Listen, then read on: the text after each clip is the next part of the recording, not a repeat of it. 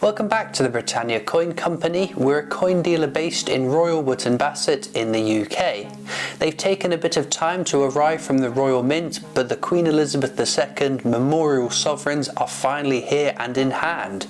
They are fascinating coins for numismatists, so let's have a look at them. On the reverse or tail side of the coin is this design, which is the royal arms supported by an English lion and Scottish unicorn.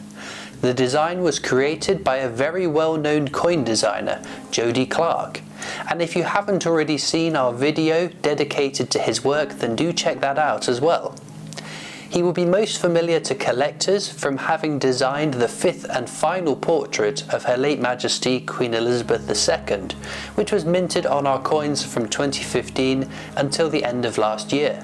Not just successful for having designed royal portraits, he also created the Queen's Beast collection of 11 coins, a portrait of the Queen for use abroad, and many other stunning coin designs. If we look at the obverse or head side of this coin too, we can see the brand new portrait of King Charles III.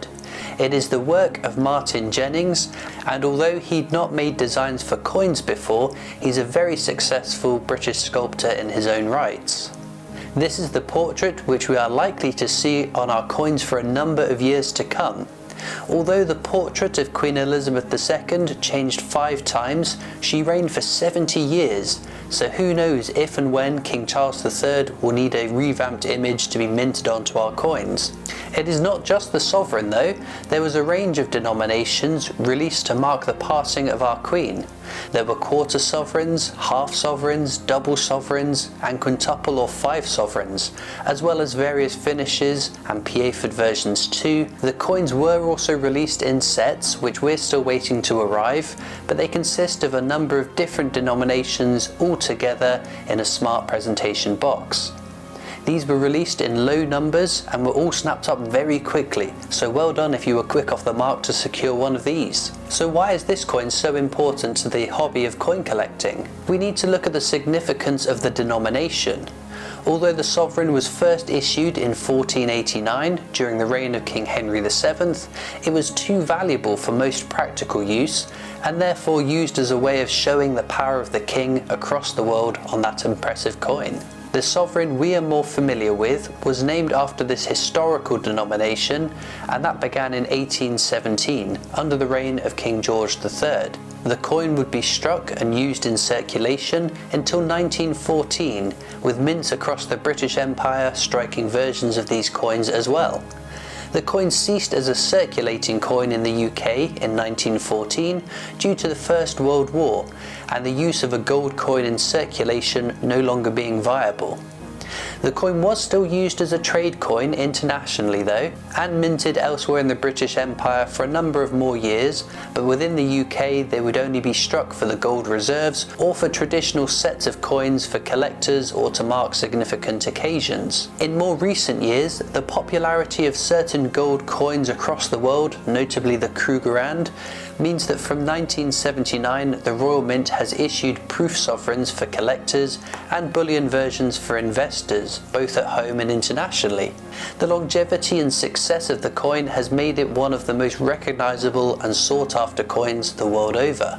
King Charles III has now had the first sovereign of his reign minted, and with a market of collectors and investors, we expect to see many more released throughout his reign. This first one though not only marks the passing of the crown from our late Queen to our new King, it is also a year in which 2 different sovereigns were released. Earlier in 2022, to mark the Platinum Jubilee, a specially designed sovereign was released.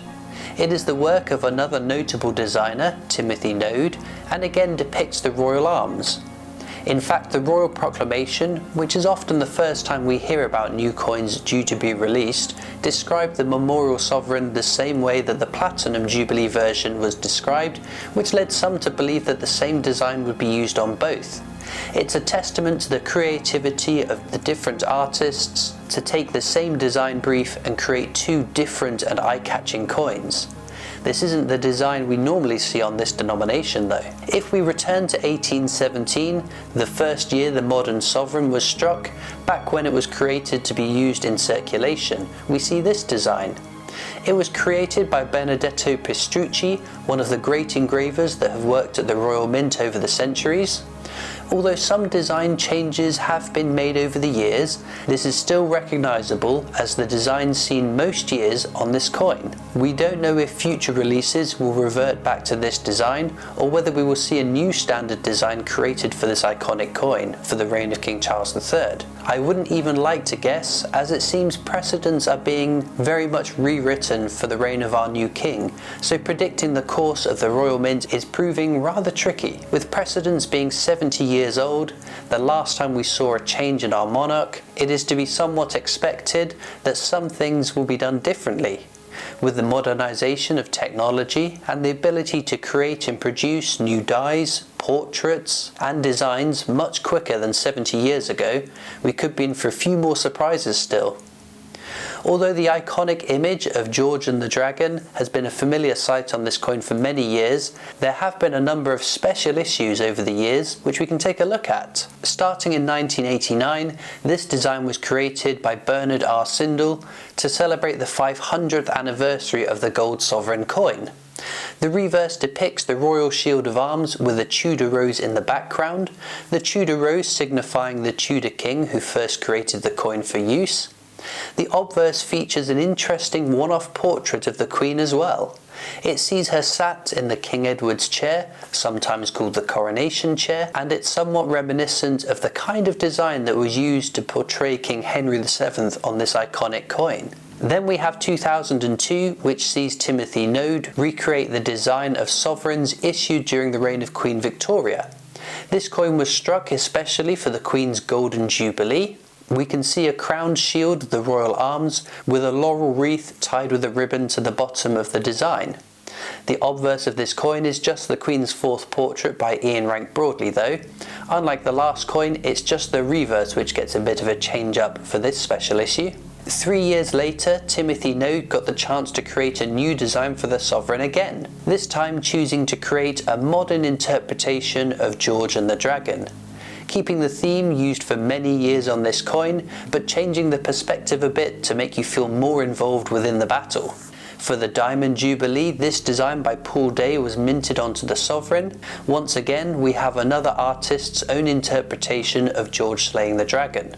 We can see the head of the dragon being pierced by St. George's spear, whilst his horse deftly avoids the powerful creature's tooth-filled jaws. 2017 saw the 200th anniversary of the modern sovereign, that which first used Benedetto Pistrucci's design for the first time. It uses his original design, including the broken spear instead of the sword, which later replaced the weapon wielded by St. George. The coin also has a garter around it. Again, you'll remember seeing this when we looked at the 1817 sovereign earlier in the video. The one-off sovereign designs tend to be rather sought after. They are after all standout pieces differing from the norm, and such the memorial sovereign becomes one more standout design to collect. This is assuming the definitive design is returned to at some point. Perhaps the year of the coronation of King Charles III will result in yet another one-off design. After all, it's been a long time since such an occasion happened in the UK, so maybe we will have to wait a further year to see Benedetto Pistrucci's George and the Dragon return to the sovereign. Only time will tell on this one. This is such an interesting coin, not just to collectors but to the wider public as well.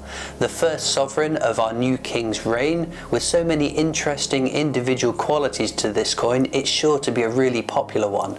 I'd love to know in the comments which of the sovereign designs is your favourite, and there are links down in the description to the sovereigns we've got available on our website as well. Be sure as well to subscribe to our YouTube channel. It's free to do and it means you won't miss out on any of our future uploads. You can also follow us on Facebook and Instagram, where we post lots of pictures of our coins. We're on TikTok and Twitter. We've got our shop and online store, but I'll see you next time for more amazing coins from the Britannia Coin Company.